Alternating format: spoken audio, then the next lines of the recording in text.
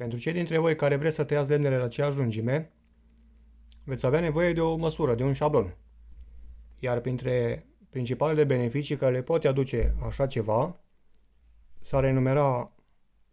că vom face mai puține tăieturi atunci când tăiem o cantitate mare de lemn, iar lemnele așezate într-o stivă vor arăta mult mai frumos și le vom așeza mult mai ușor. Iar să revenim la acel șablon, am ales să fac un șablon dintr-o antenă radio care are la capăt, i-am pus o tijă filetată și o piuliță fluture, astfel încât să o prindem pe lamă, iar la celălalt capăt i-am pus o bucată de plastic de la o ciupercă de polistiren cu care se prinde polistirenul pe perete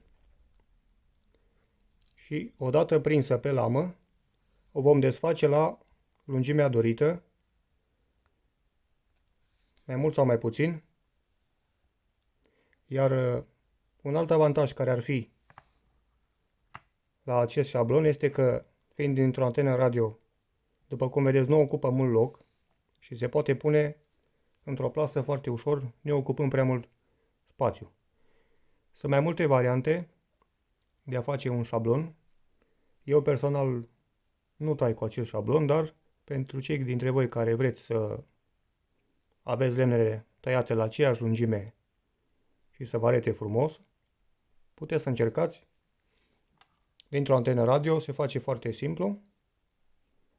și nu ocupă nici mult loc.